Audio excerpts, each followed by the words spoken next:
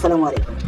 আজকে আমরা শিখব কিভাবে ট্যাপ অ্যান্ড পে ই-রিমিট অ্যাপে টিএনপি ই-রিমিট অ্যাপে আমরা মালয়েশিয়া থেকে রিঙ্গিট ডিপোজিট করব। রিঙ্গিট ডিপোজিট করে বাংলা টাকা নেব। সো ডিপোজিট করার জন্য আমরা অ্যাড মানি অপশন যে আমরা এখানে দেখতে পাচ্ছি, অ্যাড মানি অপশনে আমরা এন্টার করব।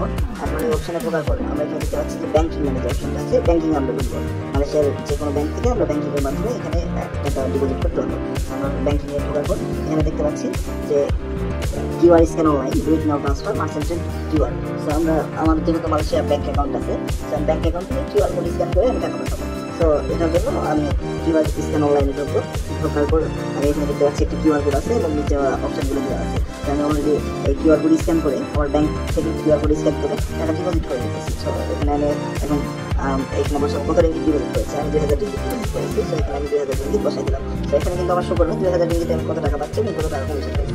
তো 2000 রিঙ্গিতে আমি পাইছি 65,520 টাকা এবং কমিশন পাইছি 125 টাকা।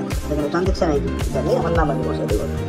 ট্রানজ্যাকশন আইডি এখানে আমার নামটা আমি সুন্দর করে বসাই দেওয়ার পর রিসিট আপলোড করুন যে অপশনটা আছে, এই অপশনে ক্লিক করবো। ক্লিক করলে দেখবো যে আমাদের গ্যালারি দিতে হবে। আমরা গ্যালারি থেকে আমাদের যে মানি রিসিপ্টটা ব্যাংকের এই মানি রিসিপ্টটা আমরা সিলেক্ট করে দেবো। মানি রিসিপ্টটা এখানে আপলোড সাকসেসফুলি হয়ে গেলে আমরা কনফার্ম বাটনে ক্লিক করবো। কনফার্ম হওয়ার পর এখানে দেখাচ্ছে যে আমরা অ্যাড মানি যে রিকোয়েস্টটা এটা চলে এসেছে। অ্যাড মানি রিকোয়েস্টটা হয়ে গেছে। আমরা এখন কিছুক্ষণ অপেক্ষা করবো। এখন আমরা দেখতে পাচ্ছি কিছুক্ষণের মধ্যে আমাদের অ্যাকাউন্টে ব্যালেন্সটা কমপ্লিট হয়ে গেছে।